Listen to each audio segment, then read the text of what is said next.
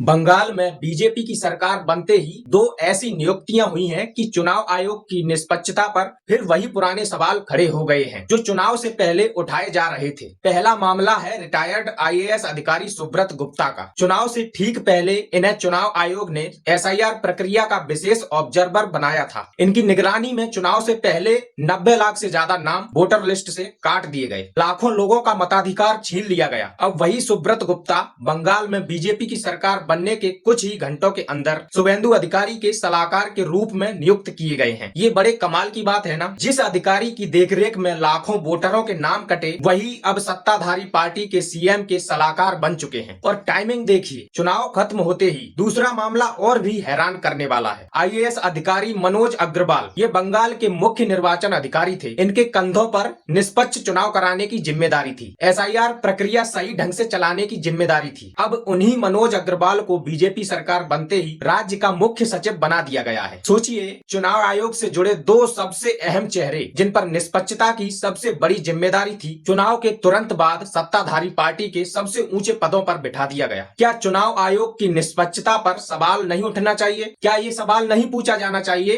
कि जिस प्रक्रिया में 27 लाख लोगों से मताधिकार छीना गया, उसके मुख्य अधिकारी अब मुख्यमंत्री के सबसे करीबी प्रशासनिक पद पर कैसे आ गए? क्या ये महज प्रशासनिक फैसला है या लोकतंत्र की एक संस्था की क्रेडिबिलिटी पर सवालिया निशान है? याद कीजिए, अरविंद केजरीवाल ने भी जस्टिस स्वर्ण कांता के मामले में यही सवाल उठाया था। उन्होंने कहा था, your honour has been attending the programmes of a particular ideology, there is a reasonable bias in the mind of this honourable court. तो फिर यहाँ भी तो यही लॉजिक लागू होता है ना। अगर कोई जज आरएसएस कार्यक्रमों में जाता है तो बायस का शक, तो जो अधिकारी चुनाव आयोग की तरफ से एसआईआर चला रहे थे और उसी के बाद सत्ताधारी दल के सलाहकार और मुख्य सचिव बन जाते हैं, तो बायस का सवाल क्यों नहीं होना चाहिए? ये नियुक्तियां सिर्फ दो अधिकारियों की पोस्टिंग नहीं है, ये चुनाव आयोग जैसी संवैधानिक संस्था की निष्पक्षता, क्रेडिबिलिटी और लोकतंत्र के ट्रस्ट पर बड़ा सवाल है। जनता सोच रही है, क्या वोटर लिस्ट साफ करने का असली मकसद सत्ता की तैयारी था? क्या चुनाव से पहले का खेल चुनाव के बाद की